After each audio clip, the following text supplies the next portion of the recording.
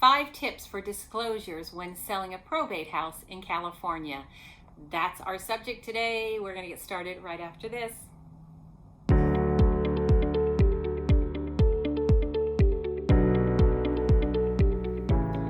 Welcome back to my channel. If you are new here, I'm KimWard. I am a real estate broker in San Diego, California, and what I love to do is help executors, administrators, and trustees with homes in probate or trust administration. So let's get started with my 5 tips for disclosures when selling a probate house in California. All homes, including mobile homes, must comply with agency disclosure laws. If the real property is part of an exchange, of a lease, of a land contract, and this includes homes sold through the probate process. A transfer disclosure form, a TDS, is a disclosure that must be used when selling a piece of property in California. If you are watching this video, you are probably a personal representative of an estate, and usually this situation arises as part of a death. In probate, an executor or administrator is applying to represent the estate, and they need court permission to handle the real property and the personal property, all the assets of someone who has passed away. What they're applying for through the probate court is authority to sell the property. Any property sold through probate is being sold by someone other than the owner. And without the proper documentation, the property cannot be sold here in California because it would not have clear title. So here's how a probate sale works and why a home must be sold through the probate courts. In California, whenever someone passes away and they don't have a living trust, the property typically almost always has to go through probate. And the reason why is the courts want to assure that the beneficiary receives the assets and that they are distributed via the law. When someone passes away without a will, they are intestate, and sometimes they have a will, but it still has to go through probate. So either way, when there's a will or isn't a will, the property must go through probate. When someone passes away and there is a will, the person that is named to represent their estate is the executor. When someone passes away without a will and it's considered intestate, the person appointed is the administrator. Either the executor or the administrator needs to be someone who is willing to handle all the duties involved with the probate. When someone is an administrator, the courts appoint that person and make sure that they are willing to do all that involves with the probate also. If the executor or administrator is appointed full authority, then the courts really don't need so much overseeing of the process. If there is limited authority, the courts are much more involved with the sale of the property. And when there's limited authority, the process takes much longer. But in all cases, the court does oversee the distribution of the assets. Now the court, when it comes to the real property, the home of the decedent, they want to make sure that the property was fully marketed and sold for the best, highest price. And in order to do that, there are specific processes and procedures that need to be performed.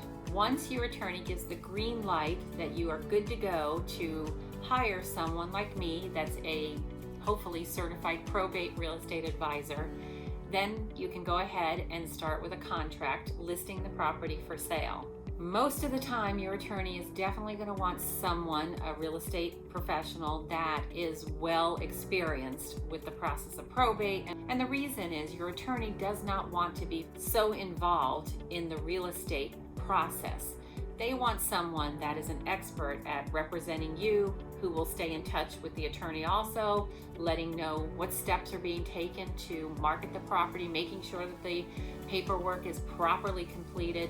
The attorneys don't want to have to spend extraordinary amount of times managing the real estate side of the probate. I just got a phone call yesterday from an attorney that their client was about to hire a real estate professional when they received an email from this real estate agent asking how to fill out the listing contract and also what price to put on the property. Well, the attorney, as you can imagine, was a little taken aback because if the real estate professional didn't know how to properly fill out the probate real estate listing, how's the rest of the transaction going to go? As it turned out, the attorney spoke with the executor, and I'm now going to be helping with that property. Yay!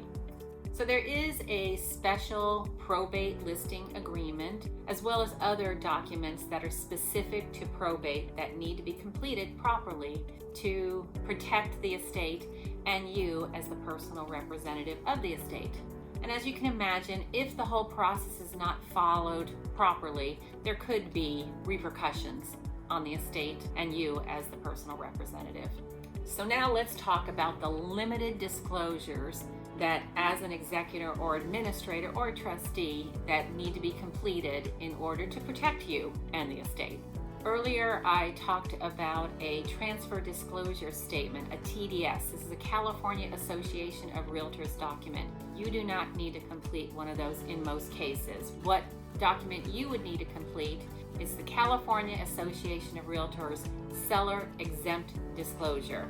This form has particular questions for you to answer, including whether someone has died on the property in the last 3 years. Many clients have been surprised that they do have to disclose information of their loved ones passing away within the home. And these are the disclosures related to disclosing that someone has passed away within the home. As the seller, you must disclose any death relating to the property if 1. The death occurred on the property, 2. The deceased was an occupant of the property, and 3. That the death occurred within the last 3 years. Despite the limited disclosures, you must disclose any material fact that could affect the desirability of the property. This is an important distinction because many times the executor or the administrator or trustee had been in touch with the deceased person and they knew of certain things that have occurred on the property, such as a roof leak that has now been repaired, or perhaps there was a big plumbing issue, or perhaps you came across some paperwork that talked about an insurance claim. So in that case, if you're aware of anything, it's really important for you to speak with your real estate professional to make sure how and what you need to disclose in order to protect you and the estate down the road. We all hear stories about how someone moves into a property and the neighbors come over and say, oh yeah, there was a fire in the kitchen 2 years ago. And if you as the estate representative was aware of that and didn't disclose it, it could be an issue. To return to the death on a property, there is an exception. If the person passed away of AIDS or HIV, you don't need to disclose that. Sellers are required to disclose a lot of information when selling a property. Specifically, again, you must disclose anything that would pertain to the desirability or not of the property. And beyond that, sellers must answer questions that have to do with the property to the best of their knowledge. While it is up to the buyer to hire professionals to do inspections and to totally understand the condition of the property, the estate representative does have an obligation to be truthful.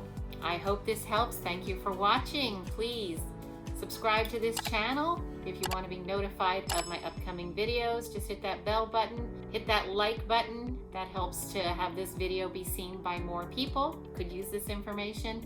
And please feel comfortable writing a comment down below. See you next week.